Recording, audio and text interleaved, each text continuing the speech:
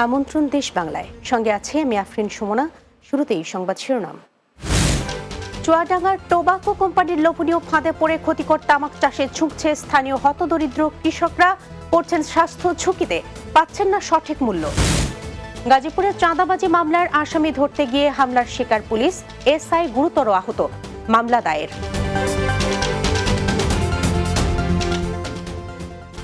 শুনছিলেন শিরোনাম, এবার বিস্তারিত। চুয়াডাঙ্গায় টোবাকো কোম্পানির লোভনীয় ফাঁদে পড়ে ক্ষতিকর তামাক চাষে ঝুঁকছে স্থানীয় হতদরিদ্র কৃষকরা। একদিকে অব্যাহতভাবে তামাক চাষের কারণে কৃষি জমির ক্ষতি, অন্যদিকে স্বাস্থ্য ঝুঁকি থাকলেও চাষ করে সঠিক মূল্য পাচ্ছেন না তারা। চুয়াডাঙ্গা প্রতিনিধি মামুন মোল্লার প্রতিবেদন জানাচ্ছেন অর্ণব নাসির। চুয়াডাঙ্গায় তামাক চাষ নিয়ন্ত্রণ আইনের সঠিক প্রয়োগ না থাকায় প্রতি বছর ব্যাপক হারে তামাকের চাষ বৃদ্ধি পাচ্ছে। টোবাকো কোম্পানির লোভনীয় ফাঁদে পড়ে খাদ্যজাত ফসল উৎপাদনে নিরুৎসাহিত হয়ে অতিরিক্ত মুনাফা লাভের আশায় তামাক চাষ করছেন হতদরিদ্র কৃষকরা।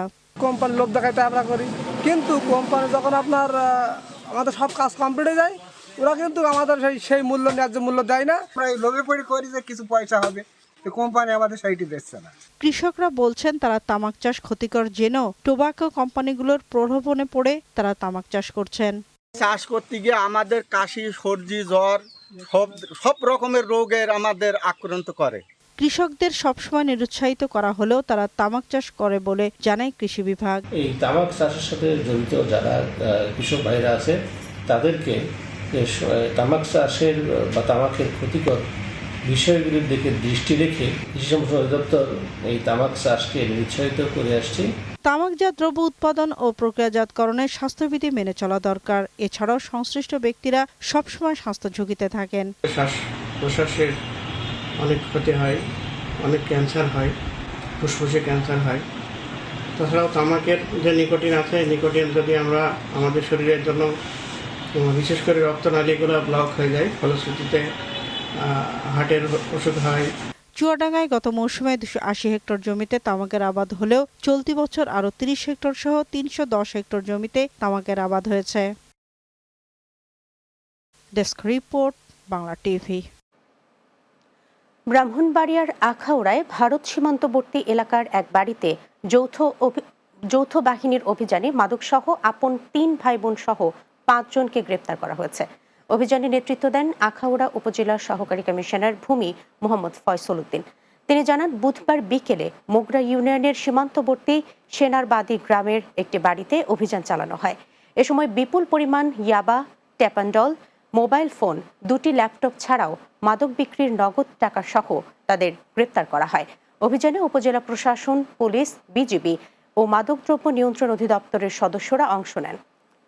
বাংলাদেশ কৃষি গবেষণা ইনস্টিটিউটের সরেজমিন গবেষণা বিভাগ নদীর চরাঞ্চলের পরিত্যক্ত জমিগুলোকে আবাদের আওতায় আনতে কৃষকদের পেঁয়াজ আবাদে সহায়তা দিচ্ছে। এখানে আমাদের প্রযুক্তিগত জ্ঞান আমরা দিয়ে যাচ্ছি। আমাদের জাতের পাশাপাশি আমাদের এখানে সেচ দিতে হবে, 2টা সেচ দিয়ে বাড়ি পেঁয়াজ চারের আবাদ করেছে এবং কৃষক এখানে দেখে খুবই খুশি।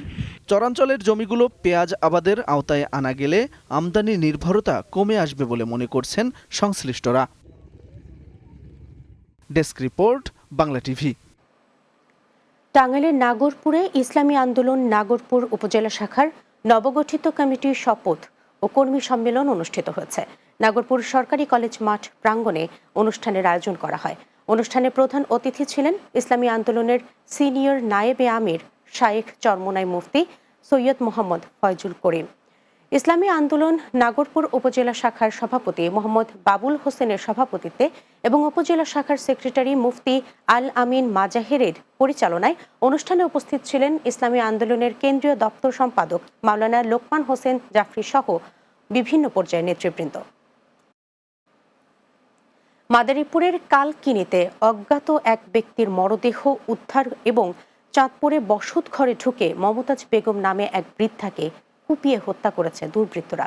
বৃহস্পতিবার সকালে মাদারীপুরের কালকিনি উপজেলার শিকার মঙ্গল ইউনিয়নের ভবানীপুর গ্রামের একটি খালের মরদেহ ভাসতে দেখে এলাকাবাসী পরে পুলিশকে খবর দিলে পুলিশ মরদেহ উদ্ধার করে হাসপাতালের মর্গে পাঠায়। নিহতের পরিচয় শনাক্ত করা যায়নি। এদিকে বুধবার মধ্যরাতে চাঁদপুরের কচুয়ার চাপাতলি গ্রামের নিজ বসতঘরে ঢুকে বৃদ্ধা মমতাজ বেগমকে কুপিয়ে হত্যা করে দুর্বৃত্তরা। পুলিশ বলছে, প্রাথমিকভাবে ডাকাতির ঘটনা মনে হলেও ওই বসতঘর থেকে তেমন কিছুই নেয়নি দুর্বৃত্তরা। ধারণা হচ্ছে এটি পরিকল্পিত হত্যা। সিলেটের জৈন্তাপুর সীমান্তবাসীদের সাথে মতবিনিময় সভা করেছেন বিজিবির সিলেটের সেক্টর কমান্ডার মোহাম্মদ সাইফুল ইসলাম চৌধুরী। এ সময় তিনি বলেন, সিলেট সীমান্ত এলাকায় মাদক চোরাচালান রোধে কঠোর অবস্থানে রয়েছে বিজিবি। পাশাপাশি সীমান্তে নিরাপত্তা ও স্থিতিশীলতা বজায় রাখতে গোয়েন্দা নজরদারি ও টহল জোরদার করা হয়েছে এবং গত 6 মাসে সিলেটের সীমান্তবর্তী এলাকা থেকে 200 কোটি টাকার ভারতীয় চোরাই পণ্য আটক করা হয়েছে বলেও উল্লেখ করেন তিনি। নিরাপদ ও মানসম্মত মৎস্য উৎপাদনে চাষিদের উদ্বুদ্ধ করতে পটুয়াখালীর কলাপাড়া উপজেলায় প্রশিক্ষণ ও সম্মাননা প্রদান অনুষ্ঠিত হয়েছে। কমিউনিটি ডেভেলপমেন্ট সেন্টারের আয়োজনে এবং PKSF এর RMTP প্রকল্পের অর্থায়নে অনুষ্ঠানের আয়োজন করা হয়। এতে প্রধান অতিথি ছিলেন কলাপাড়া উপজেলা নির্বাহী কর্মকর্তা মোহাম্মদ রবিউল ইসলাম। অনুষ্ঠানের সভাপতিত্ব করেন কোডেক এর কলাপাড়ার ব্যবস্থাপক মোহাম্মদ ইসমাইল শেখ। কোডেকের শাখা ব্যবস্থাপক মোহাম্মদ এনামুল হকের সঞ্চালনায় এ সময় উপস্থিত ছিলেন উপজেলা মৎস্য কর্মকর্তা অপু সাহা, কলাপাড়া প্রেস ক্লাবের আহ্বায়ক হুমায়ুন কবির সহ অন্যরা। গাজীপুরে চাঁদাবাজি মামলার আসামি ধরতে গিয়ে মারধরের শিকার হয়েছেন পুলিশ। গোপন সংবাদের ভিত্তিতে বাসন থানার ইটাহাটা এলাকায় আসামি রবিকে গ্রেপ্তার করতে অভিযান চালায় পুলিশ। এ সময় রবির পরিবারের সদস্যরা পুলিশকে দেখে এসআই মোহাম্মদ আলীর উপর অতর্কিত হামলা চালায়। এতে এসআই গুরুতর আহত হন।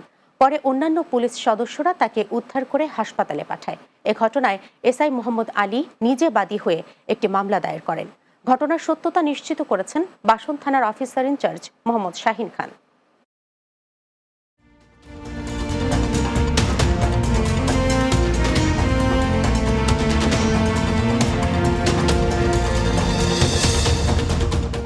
বিরতির পর দেশ বাংলায় স্বাগত আরও একবার। ফরিদপুরে পদ্মায় গোসলে নেমে 2 কলেজ ছাত্রের মৃত্যু হয়েছে। বুধবার বিকেলে সদর উপজেলা ধলার মোড়ের পদ্মা নদীর ঘাটে গোসল করতে গিয়ে তাদের মৃত্যু হয়। মৃত তামিম ও আব্দুল্লাহ আল মামুন ফরিদপুর ইঞ্জিনিয়ারিং কলেজের প্রথম বর্ষের ছাত্র। কোতোয়ালি থানার ওসি আসাদুজ্জামান বলেন, বুধবার বিকেলে একসঙ্গে ফরিদপুর ইঞ্জিনিয়ারিং কলেজের 4 শিক্ষার্থী পদ্মা নদীর পাড়ে ফুটবল খেলা শেষে গোসলে নামে। হঠাৎ করে এক বন্ধু প্রবল স্রোতে পানির তোড়ে ডুবে যায়। এটা দেখতে পেয়ে অন্য আরেকজন শিক্ষার্থী তাকে উদ্ধার করতে গেলে সেও তলিয়ে যায়। ভোলায় বিভিন্ন উপকূলের দুর্যোগকালীন সময়ে উদ্ধার অভিযান বিষয়ক কর্মশালা ও জনসচেতনতামূলক কার্যক্রম পরিচালনা করেছে বাংলাদেশ কোস্টগার্ড দক্ষিণ জোন। কোস্টগার্ডের দক্ষিণ জোন অফিসে বিভিন্ন শিক্ষা প্রতিষ্ঠানের শিক্ষার্থী ও শিক্ষকদের নিয়ে এই কর্মশালা অনুষ্ঠিত হয়। এ সময় বক্তব্য রাখেন কোস্টগার্ড দক্ষিণ জোনের লেফটেন্যান্ট কমান্ডার নাফিজ, সিপিপির উপপরিচালক মোহাম্মদ আব্দুর রশিদ, ভোলা প্রেস ক্লাবের আহ্বায়ক নজরুল হক অনুসহ অনেকে। নারায়ণগঞ্জের রূপগঞ্জে জিয়া মেমোরেবল ফাউন্ডেশনের উদ্যোগে এইচএসসি পরীক্ষার্থীদের যাতায়াতের জন্য 3টি বাস উপহার দেওয়া হয়েছে। বৃহস্পতিবার সকালে উপজেলার সরকারি মুড়াপাড়া কলেজ মাঠে ফাউন্ডেশনের চেয়ারম্যান ও নারায়ণগঞ্জ জেলা বিএনপির সাবেক সাধারণ সম্পাদক গোলাম ফারুক খোকন বাস উপহার দেন। এ সময় উপস্থিত ছিলেন উপজেলা যুবদলের ভারপ্রাপ্ত আহ্বায়ক আমিনুল ইসলাম প্রিন্স, উপজেলা স্বেচ্ছাসেবক দলের যুগ্ম আহ্বায়ক সোহেল মিয়া সহ অনেকে। উপকূলীয় এলাকার শিক্ষার্থীদের জন্য আধুনিক ও প্রযুক্তি নির্ভর শিক্ষার সুযোগ তৈরি করতে বরগুনার তালতলির 4টি বিদ্যালয়ে স্মার্ট লাইব্রেরি ও নলেজ সেন্টার স্থাপন করেছে আন্তর্জাতিক উন্নয়ন সংস্থা গুড নেইবার্স বাংলাদেশ। দক্ষিণ ঝড়াখালী SESDP মডেল উচ্চ বিদ্যালয় প্রাঙ্গণে আয়োজিত অনুষ্ঠানে প্রধান অতিথি ছিলেন উপজেলা নির্বাহী কর্মকর্তা উম্মে সালমা। অনুষ্ঠানে সভাপতিত্ব করেন গুড নেইবার্স বাংলাদেশের managing director Bertin Gomes. CDP manager Naimur Rahman শোভনের সঞ্চালনায় বক্তব্য রাখেন ঝড়াখালী SESDP মডেল উচ্চ বিদ্যালয়ের প্রতিষ্ঠাতা Mohammad Nasir Uddin Molla, health and education team manager Cornel D'Costa সহ অন্যরা। চাঁপাইনবাবগঞ্জে 2600 প্রান্তিক কৃষকের মাঝে বিনামূল্যে রোপা আমন ধানের বীজ, সার ও শাকসবজির বীজ এবং বিভিন্ন ফলজ বৃক্ষের চারা বিতরণ করা হয়েছে। শিবগঞ্জ উপজেলা প্রশাসন ও উপজেলা কৃষি অফিসের আয়োজনে উপজেলা পরিষদ মিলনায়তনে বিতরণ কার্যক্রমের উদ্বোধন করেন উপজেলা নির্বাহী কর্মকর্তা আজাহার আলী। কৃষি প্রণোদনা কর্মসূচির আওতায় এসব উপকরণ বিতরণ করা হয়। এ সময় উপজেলা কৃষি কর্মকর্তা নয়ন মিয়া, উপজেলা প্রাণী সম্পদ কর্মকর্তা ডাক্তার শাহাদাত হোসেন, উপজেলা পল্লী উন্নয়ন কর্মকর্তা শাহিন আক্তার সহ অনেকে উপস্থিত ছিলেন। শেষ করছি দেশ বাংলা। যাবার আগে সংবাদ শিরোনামগুলো জানিয়ে দিচ্ছি আরও একবার। চুয়াডাঙ্গায় টোবাকো কোম্পানির লোভনীয় ফাঁদে পড়ে ক্ষতিকর তামাক চাষে ঝুঁকছে স্থানীয় হতদরিদ্র কৃষকরা, পড়ছেন স্বাস্থ্য ঝুঁকিতে, পাচ্ছেন না সঠিক মূল্য। এবং গাজীপুরে চাঁদাবাজি মামলার আসামি ধরতে গিয়ে হামলার শিকার পুলিশ, এসআই গুরুতর আহত, মামলা দায়ের।